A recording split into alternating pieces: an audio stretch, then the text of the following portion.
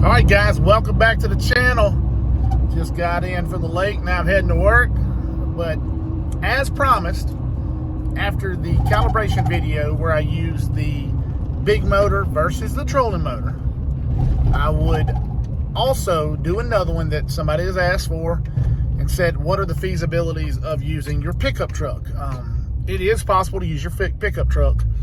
So what I did is I did the test using the pickup truck. Put a little split screen video in here. You see what I did. I made sure the transducer was level as best I could, because it's hard to get. I didn't want my skeg on my trolling motor rubbing the ground as we were going, and plus it don't go down perfectly all the way anyway. So here we go. And I put the old video of the trolling motor calibration of the Livescope at the very end if you want to take a look at it. And then I put the new one with the truck. Both were successful, but you tell me which one's best, and we'll take a look.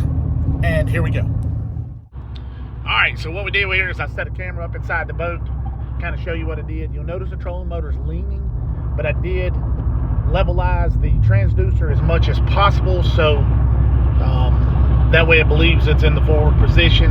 It's on, but the trolling motor is off. So here we go. Now I go in a slow circle. I'm going slow because I'm also trying to not flip over the camera that's sitting on a seat. And of course I'm in a Louisiana parking lot, so you know there's a pothole or a mud digging hole somewhere. So we go ahead. It only takes about a minute to complete this, about the same time as it does on the water.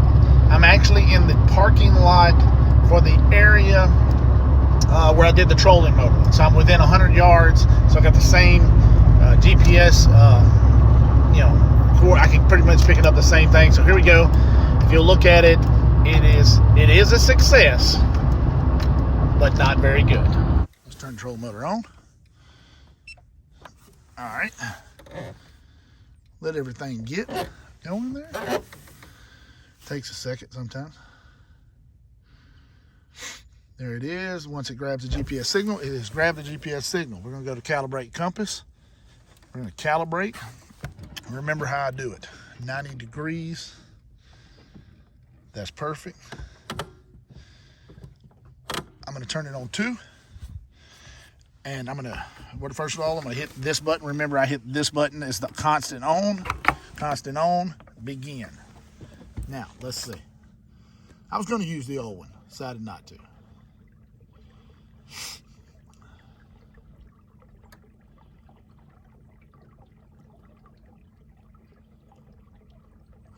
This is the reason I decided to do it like this. Is the other one was done in a different environment, in a different place, so I don't want that to happen. It was done at a different time of the day, so let's try to make sure we get as close to accurate on the conditions as possible. Same conditions, same lake, same body of water.